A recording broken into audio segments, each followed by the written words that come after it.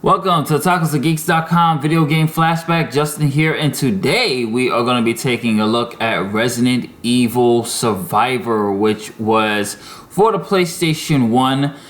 I'm not sure whether this was canon or not canon. I know Resident Evil Gaiden definitely wasn't canon, and I'm not sure whether Survivor was considered canon or not, but even though, because it's kind of weird with this one, because the notes and the files that you pick up do describe events and just talk about characters that are in Resident Evil 1 and Resident Evil 2. So it kind of, I'm not sure where we fall Survivor with canon. Leave a comment, let me know, is this canon? Do you consider this one canon or not? For my Resident Evil veterans out there, is Resident Evil Survivor canon? But anyway, we are going to talk a little bit about this while I play the game a little bit. I honestly, this is another game that seems to get trashed a lot. I don't really see the real problem with this. This is a first-person shooter Resident Evil game. You use the R1 to aim. You use your D-pad and X to examine and pick up keys and do dialogue and check files and things like that. So it does it still plays like a Resident Evil game, but it's only in first-person perspective. Yes, to the younger generation, this is a first-person Resident Evil game before 7. So 7 is actually technically not the first-person Resident Evil game to come out on a console. It's actually Resident Evil Survivor, which some describe it as a rail shooter, which I can't really call it a rail shooter. I call it a first-person shooter because I'm the one actually controlling the movement here.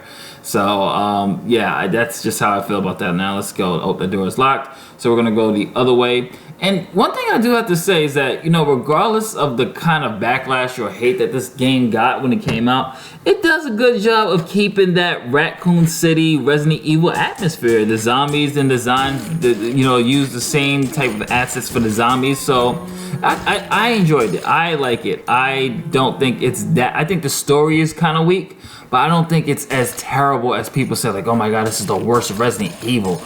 People say that clearly need to play Resident Evil Gaiden, even though that is just for like the Game Boy Color and it's not canon, but that is really one terrible Resident Evil game. Next to that, I think was it Raccoon City Operations, or the one with when you're playing the Umbrella Corps. There it is, Umbrella Corps. That one to me is probably one of the most worst Resident Evil games I've played. So, like I said, the way this thing is designed, it keeps that same feel, keeps that same atmosphere. It still feels very Resident Evil here, only that it's in first-person perspective. So, I can't really fault it for this. I thought it was actually a pretty good game, and I love the way the game looks. It was unique. It was a different approach. It was refreshing. You gotta give Capcom credit for trying something different, trying something new.